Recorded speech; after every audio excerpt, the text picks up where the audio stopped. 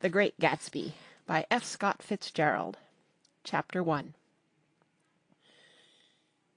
In my younger and more vulnerable years, my father gave me some advice that I've been turning over in my mind ever since. Whenever you feel like criticizing anyone, he told me, just remember that all the people in this world haven't had the advantages that you've had. He didn't say any more, but we've always been unusually communicative in a reserved way, and I understood that he meant a great deal more than that. In consequence, I'm inclined to reserve all judgments, a habit that has opened up many curious natures to me, and also made me the victim of not a few veteran bores. The abnormal mind is quick to detect and attach itself to this quality when it appears in a normal person, and so it came about that in college I was unjustly accused of being a politician, because I was privy to the secret griefs of wild, unknown men. Most of the confidences were unsought. Frequently I have feigned sleep, preoccupation, or a hostile levity when I realized by some unmistakable sign that an intimate revelation was quivering on the horizon. For the intimate revelations of young men, or at least the terms in which they express them, are usually plagiaristic and marred by obvious suppressions. Reserving judgments is a matter of infinite hope.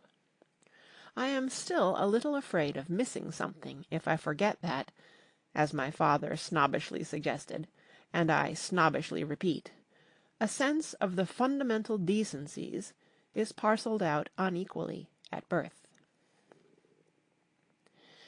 And, after boasting this way of my tolerance, I come to the admission that it has a limit. Conduct may be founded on the hard rock or the wet marshes, but after a certain point I don't care what it's founded on. When I came back from the East last autumn, I felt that I wanted the world to be in uniform and at a sort of moral attention forever. I wanted no more riotous excursions with privileged glimpses into the human heart. Only Gatsby, the man who gives his name to this book, was exempt from my reaction. Gatsby, who represented everything for which I have an unaffected scorn. If personality is an unbroken series of successful gestures, then there was something gorgeous about him, some heightened sensitivity to the promises of life, as if he were related to one of those intricate machines that register earthquakes 10,000 miles away. This responsiveness had nothing to do with that flabby impressionability which is dignified under the name of the creative temperament. It was an extraordinary gift for hope, a romantic readiness such as I have never found in any other person, and which it is not likely I shall ever find again. No, Gatsby turned out all right at the end. It is what preyed on Gatsby, what foul dust floated in the wake of his dreams, that temporarily closed out my interest in the abortive sorrows and short-winded elations of men. My family have been prominent, well-to-do people in this Middle Western city for 3 generations. The Carraways are something of a clan, and we have a tradition that we are descended from the Dukes of Buccleuch, but the actual founder of my line was my grandfather's brother, who came here in '51, sent a substitute to the Civil War, and started the wholesale hardware business that my father carries on today. I never saw this great-uncle, but I'm supposed to look like him, with special reference to the rather hard-boiled painting that hangs in Father's office. I graduated from New Haven in 1915, just a quarter of a century after my father, and a little later I participated in that delayed Teutonic migration known as the Great War. I enjoyed the counter-raid so thoroughly that I came back restless. Instead of being the warm center of the world, the Middle West now seemed like the ragged edge of the universe, so I decided to go east and learn the bond business. Everybody I knew was in the bond business, so I supposed it could support one more single man. All my aunts and uncles talked it over as if they were choosing a prep school for me, and finally said, "Why, yes," with very grave, hesitant faces. Father agreed to finance me for a year, and after various delays I came East, permanently, I thought, in the spring of '22. The practical thing was to find rooms in the city, but it was a warm season, and I had just left a country of wide lawns and friendly trees, so when a young man at the office suggested that we take a house together in a commuting town, it sounded like a great idea. He found the house, a weather-beaten cardboard bungalow at $80 a month, but at the last minute the firm ordered him to Washington, and I went out to the country alone. I had a dog, at least I had him for a few days until he ran away, and an old Dodge, and a Finnish woman who made my bed and cooked breakfast, and muttered Finnish wisdom to herself over the electric stove. It was lonely for a day or so, until one morning some man, more recently arrived than I, stopped me on the road. "How do you get to West Egg Village?" he asked helplessly. I told him. And as I walked on, I was lonely no longer. I was a guide, a pathfinder, an original settler. He had casually conferred on me the freedom of the neighborhood. And so, with the sunshine and the great bursts of leaves growing on the trees, just as things grow in fast movies, I had that familiar conviction that life was beginning over again with the summer.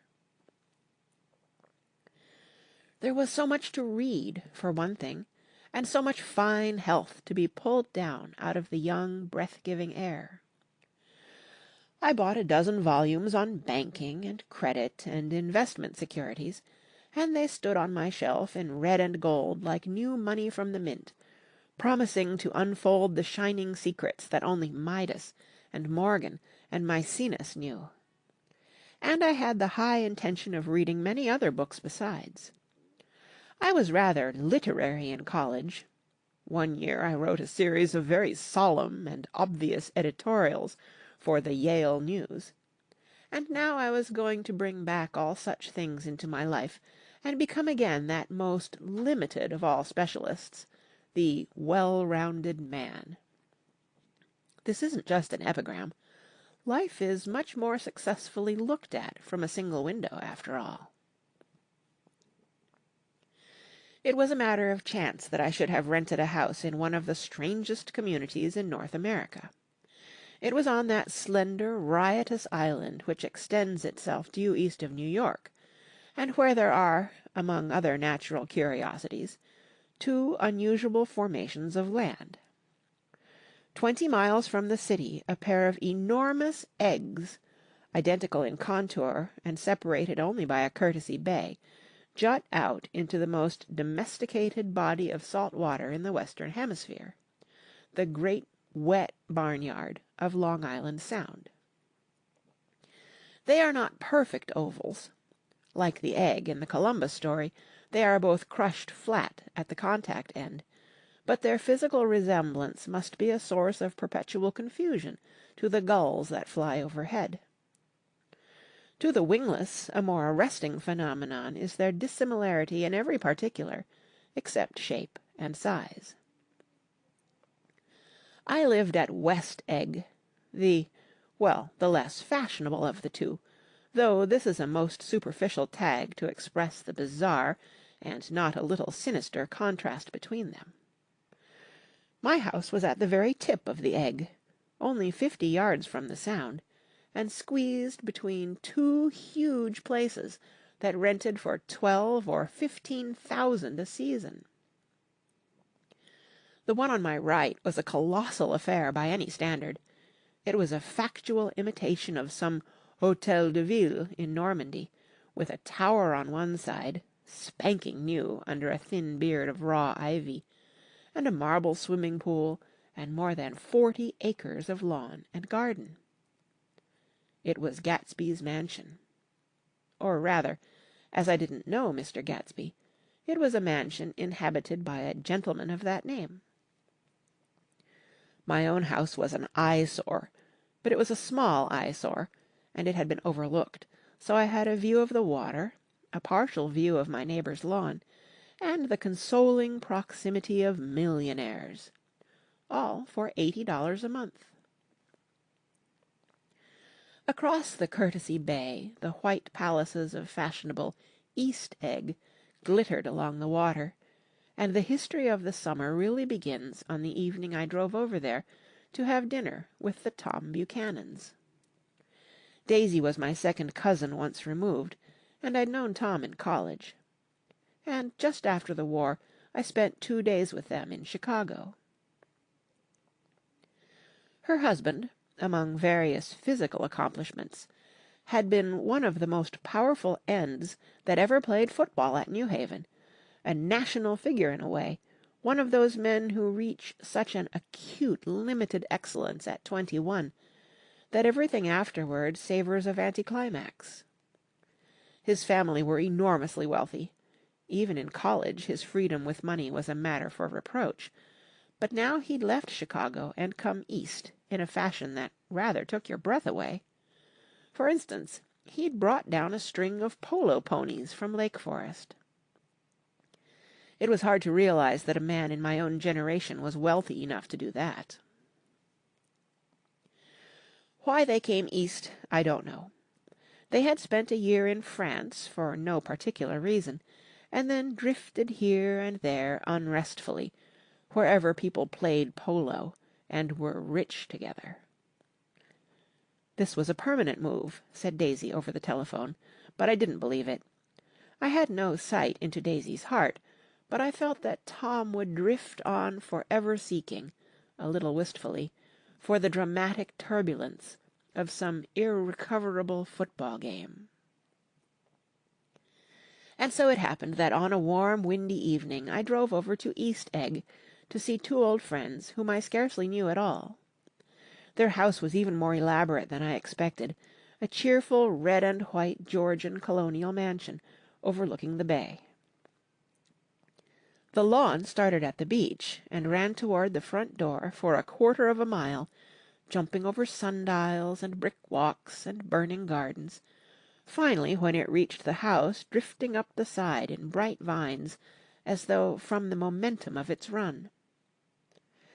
The front was broken by a line of French windows, glowing now with reflected gold and wide open to the warm, windy afternoon, and Tom Buchanan in riding clothes was standing with his legs apart on the front porch. He had changed since his New Haven years.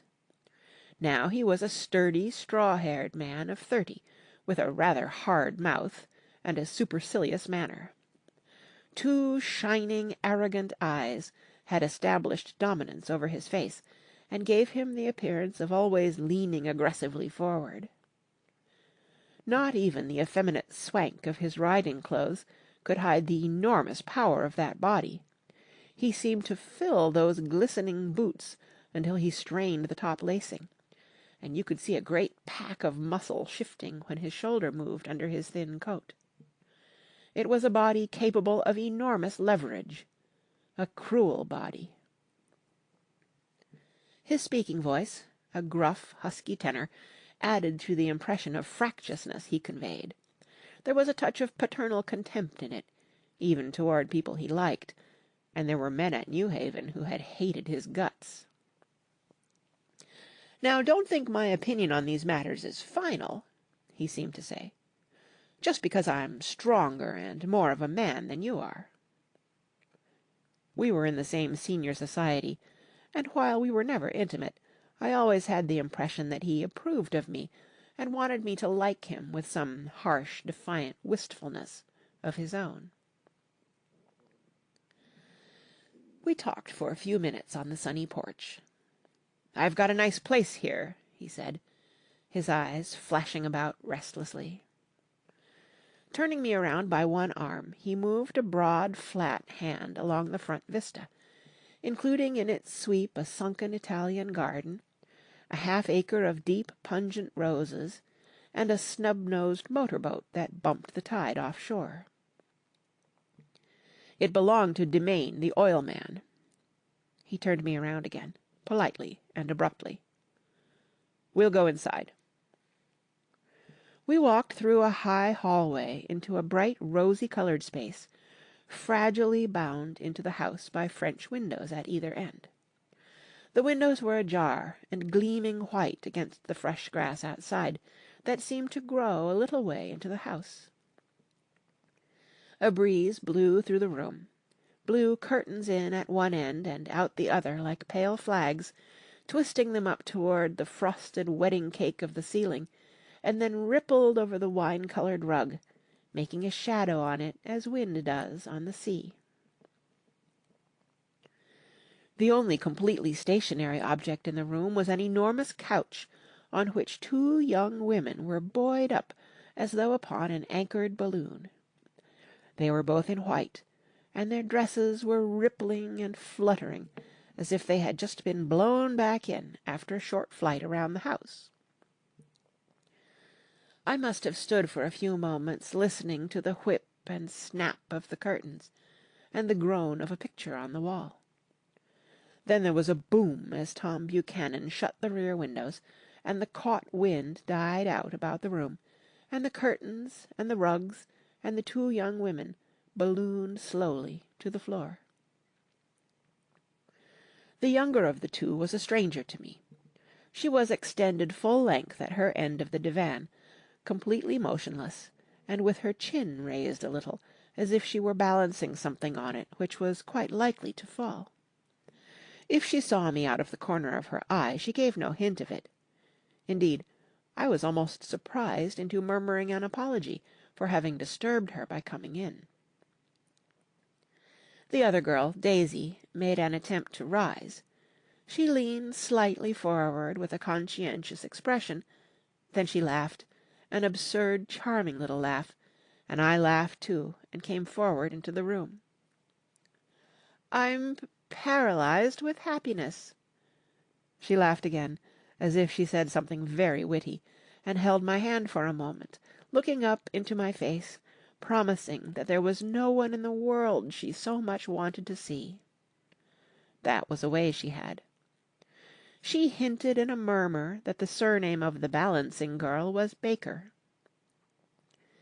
I've heard it said that Daisy's murmur was only to make people lean toward her, an irrelevant criticism that made it no less charming. At any rate, Miss Baker's lips fluttered. She nodded at me almost imperceptibly, and then quickly tipped her head back again. The object she was balancing had obviously tottered a little and given her something of a fright. Again a sort of apology arose to my lips. Almost any exhibition of complete self-sufficiency draws a stunned tribute from me. I looked back at my cousin, who began to ask me questions in her low, thrilling voice. It was the kind of voice that the ear follows up and down, as if each speech is an arrangement of notes that will never be played again. Her face was sad and lovely with bright things in it, bright eyes and a bright, passionate mouth, but there was an excitement in her voice that men who had cared for her found difficult to forget. A singing compulsion, a whispered "Listen," a promise that she had done gay, exciting things just a while since, and that there were gay, exciting things hovering in the next hour. I told her how I had stopped off in Chicago for a day on my way east, and how a dozen people had sent their love through me. "Do they miss me?" she cried ecstatically. "The whole town is desolate. All the cars have the left rear wheel painted black as a mourning wreath, and there's a persistent wail all night along the North Shore." "How gorgeous! Let's go back, Tom, tomorrow." Then she added irrelevantly, "You ought to see the baby." "I'd like to." "She's asleep. She's 3 years old. Haven't you ever seen her?" "Never." "Well, you ought to see her. She's—" Tom Buchanan, who had been hovering restlessly about the room, stopped and rested his hand on my shoulder. "What are you doing, Nick?" "I'm a bondman." "Who with?" I told him. "Never heard of them," he remarked decisively. This annoyed me. "You will," I answered shortly. "You will if you stay in the East." "Oh, I'll stay in the East, don't you worry," he said, glancing at Daisy and then back at me, as if he were alert for something more. "I'd be a goddamned fool to live anywhere else." At this point Miss Baker said, "Absolutely," with such suddenness that I started. It was the first word she uttered since I came into the room. Evidently it surprised her as much as it did me, for she yawned, and with a series of rapid, deft movements, stood up into the room. "I'm stiff," she complained. "I've been lying on that sofa for as long as I can remember." "Don't look at me," Daisy retorted. "I've been trying to get you to New York all afternoon." "No, thanks," said Miss Baker to the 4 cocktails just in from the pantry. "I'm absolutely in training." Her host looked at her incredulously. "You are?" He took down his drink as if it were a drop in the bottom of a glass. "How you ever get anything done is beyond me." I looked at Miss Baker, wondering what it was she got done. I enjoyed looking at her. She was a slender, small-breasted girl, with an erect carriage, which she accentuated by throwing her body backward at the shoulders like a young cadet. Her grey, sun-strained eyes looked back at me with polite, reciprocal curiosity out of a wan, charming, discontented face. It occurred to me now that I had seen her, or a picture of her, somewhere before. "You live in West Egg," she remarked contemptuously. "I know somebody there." "I don't know a single—" "You must know Gatsby." "Gatsby?" demanded Daisy. "What Gatsby?" Before I could reply that he was my neighbour, dinner was announced. Wedging his tense arm imperatively under mine, Tom Buchanan compelled me from the room, as though he were moving a checker to another square. Slenderly, languidly, their hands set lightly on their hips, the 2 young women preceded us out onto a rosy-coloured porch, open toward the sunset, where 4 candles flickered on the table in the diminished wind. "Why candles?" objected Daisy, frowning. She snapped them out with her fingers. "In 2 weeks it'll be the longest day in the year." She looked at us all radiantly. "Do you always watch for the longest day of the year, and then miss it? I always watch for the longest day in the year, and then miss it." "We ought to plan something," yawned Miss Baker, sitting down at the table as if she were getting into bed. "All right," said Daisy. "What'll we plan?" She turned to me helplessly. "What do people plan?" Before I could answer, her eyes fastened with an awed expression on her little finger. "Look," she complained. "I hurt it." We all looked. The knuckle was black and blue. "You did it, Tom," she said accusingly. "I know you didn't mean to, but you did do it. That's what I get for marrying a brute of a man, a great, big, hulking, physical specimen of a—" "I hate that word hulking," objected Tom crossly, "even in kidding." "Hulking," insisted Daisy. Sometimes she and Miss Baker talked at once, unobtrusively, and with a bantering inconsequence that was never quite chatter, that was as cool as their white dresses and their impersonal eyes in the absence of all desire. They were here, and they accepted Tom and me, making only a polite, pleasant effort to entertain or to be entertained. They knew that presently dinner would be over, and a little later the evening too would be over and casually put away. It was sharply different from the West, where an evening was hurried from phase to phase toward its close, in a continually disappointed anticipation, or else in sheer nervous dread of the moment itself. "You make me feel uncivilized, Daisy," I confessed, on my second glass of corky but rather impressive claret. "Can't you talk about crops or something?" I meant nothing in particular by this remark, but it was taken up in an unexpected way. "Civilization's going to pieces," broke out Tom violently. "I've gotten to be a terrible pessimist about things. Have you read 'The Rise of the Colored Empires' by this man Goddard?" "Why, no," I answered, rather surprised by his tone. "Well, it's a fine book, and everybody ought to read it. The idea is, if we don't look out, the white race will be utterly submerged. It's all scientific stuff. It's been proved." "Tom's getting very profound," said Daisy, with an expression of unthoughtful sadness. "He reads deep books with long words in them. What was that word we—" "Well, these books are all scientific," insisted Tom, glancing at her impatiently. "This fellow has worked out the whole thing. It's up to us, who are the dominant race, to watch out, or these other races will have control of things." "We've got to beat them down," whispered Daisy, winking ferociously toward the fervent sun. "You ought to live in California," began Miss Baker, but Tom interrupted her by shifting heavily in his chair. "This idea is that we're Nordics. I am, and you are, and you are, and—" After an infinitesimal hesitation, he included Daisy with a slight nod, and she winked at me again. "And we've produced all the things that go to make civilization. Oh, science and art and all that. Do you see?"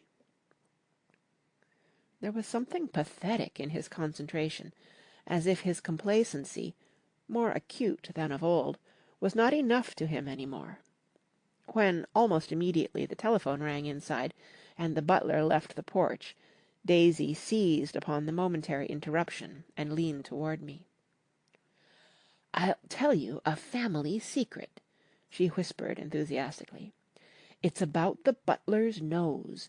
Do you want to hear about the butler's nose?" "That's why I came over tonight." "Well, he wasn't always a butler. He used to be the silver polisher for some people in New York that had a silver service for 200 people. He had to polish it from morning till night, until finally it began to affect his nose." "Things went from bad to worse," suggested Miss Baker. "Yes, things went from bad to worse, until finally he had to give up his position." For a moment the last sunshine fell with romantic affection upon her glowing face. Her voice compelled me forward breathlessly as I listened. Then the glow faded, each light deserting her with lingering regret, like children leaving a pleasant street at dusk. The butler came back and murmured something close to Tom's ear, whereupon Tom frowned, pushed back his chair, and without a word went inside. As if his absence quickened something within her, Daisy leaned forward again, her voice glowing and singing. "I love to see you at my table, Nick. You remind me of a rose, an absolute rose, doesn't he?" She turned to Miss Baker for confirmation. "An absolute rose?" This was untrue. I am not even faintly like a rose. She was only extemporizing, but a stirring warmth flowed from her, as if her heart was trying to come out to you concealed in one of those breathless, thrilling words. Then suddenly she threw her napkin on the table and excused herself, and went into the house. Miss Baker and I exchanged a short glance conspicuously devoid of meaning. I was about to speak when she sat up alertly and said, "Shh!" in a warning voice. A subdued, impassioned murmur was audible in the room beyond, and Miss Baker leaned forward unashamed, trying to hear. The murmur trembled on the verge of coherence, sank down, mounted excitedly, and then ceased altogether. "This Mr. Gatsby you spoke of is my neighbor," I said. "Don't talk. I want to hear what happens." "Is something happening?" I inquired innocently. "You mean to say you don't know?" said Miss Baker, honestly surprised. "I thought everybody knew." "I don't." "Why," she said hesitantly, "Tom's got some woman in New York." "Got some woman?" I repeated blankly. Miss Baker nodded. "She might have the decency not to telephone him at dinner time, don't you think?" Almost before I had grasped her meaning, there was the flutter of a dress and the crunch of leather boots, and Tom and Daisy were back at the table. "It couldn't be helped!" cried Daisy with tense gaiety. She sat down, glanced searchingly at Miss Baker and then at me, and continued. "I looked outdoors for a minute, and it's very romantic outdoors. There's a bird on the lawn that I think must be a nightingale, come over on the Cunard or White Star Line. He's singing away." Her voice sang. "It's romantic, isn't it, Tom?" "Very romantic," he said, and then miserably to me, "If it's light enough after dinner, I want to take you down to the stables." The telephone rang inside, startlingly, and as Daisy shook her head decisively at Tom, the subject of the stables, in fact all subjects, vanished into air. Among the broken fragments of the last 5 minutes at table, I remember the candles being lit again, pointlessly, and I was conscious of wanting to look squarely at everyone, and yet to avoid all eyes. I couldn't guess what Daisy and Tom were thinking, but I doubt if even Miss Baker, who seemed to have mastered a certain hardy skepticism, was able utterly to put this fifth guest's shrill metallic urgency out of mind. To a certain temperament, the situation might have seemed intriguing. My own instinct was to telephone immediately for the police. The horses, needless to say, were not mentioned again. Tom and Miss Baker, with several feet of twilight between them, strolled back into the library, as if to a vigil beside a perfectly tangible body, while, trying to look pleasantly interested and a little deaf, I followed Daisy around a chain of connecting verandas to the porch in front. In its deep gloom we sat down side by side on a wicker settee. Daisy took her face in her hands as if feeling its lovely shape, and her eyes moved gradually out into the velvet dusk. I saw that turbulent emotions possessed her, so I asked what I thought would be some sedative questions about her little girl. "We don't know each other very well, Nick," she said suddenly. "Even if we are cousins, you didn't come to my wedding." "I wasn't back from the war." "That's true." She hesitated. "Well, I've had a very bad time, Nick, and I'm pretty cynical about everything." Evidently she had reason to be. I waited, but she didn't say any more, and after a moment I returned rather feebly to the subject of her daughter. "I suppose she talks and eats and everything?" "Oh, yes." She looked at me absently. "Listen, Nick. Let me tell you what I said when she was born. Would you like to hear?" "Very much." "It'll show you how I've gotten to feel about things. Well, she was less than an hour old, and Tom was God knows where. I woke up out of the ether with an utterly abandoned feeling, and asked the nurse right away if it was a boy or a girl. She told me it was a girl, and so I turned my head away and wept. 'All right,' I said, 'I'm glad it's a girl, and I hope she'll be a fool. That's the best thing a girl can be in this world, a beautiful little fool.' You see, I think everything's terrible anyhow," she went on in a convinced way. "Everybody thinks so, the most advanced people. And I know. I've been everywhere, and seen everything, and done everything. Her eyes flashed around her in a defiant way, rather like Tom's, and she laughed with thrilling scorn. Sophisticated! God, I'm sophisticated! The instant her voice broke off, ceasing to compel my attention, my belief, I felt the basic insincerity of what she had said. It made me uneasy, as though the whole evening had been a trick of some sort to exact a contributory emotion from me. I waited, and sure enough, in a moment she looked at me with an absolute smirk on her lovely face, as if she had asserted her membership in a rather distinguished secret society to which she and Tom belonged. Inside, the crimson room bloomed with light. Tom and Miss Baker sat at either end of the long couch, and she read aloud to him from the Saturday Evening Post. The words, murmurous and uninflected, running together in a soothing tune. The lamplight, bright on his boots, and dull on the autumn-leaf yellow of her hair, glinted along the paper as she turned a page with a flutter of slender muscles in her arms. When we came in, she held us silent for a moment with a lifted hand. "To be continued," she said, tossing the magazine on the table, "in our very next issue." Her body asserted itself with a restless movement of her knee, and she stood up. 10 o'clock, she remarked, apparently finding the time on the ceiling.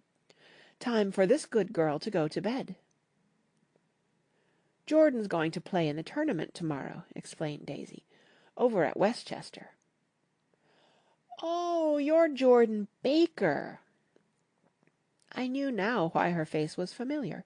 Its pleasing, contemptuous expression had looked out at me from many rotogravure pictures of the sporting life at Asheville and Hot Springs and Palm Beach.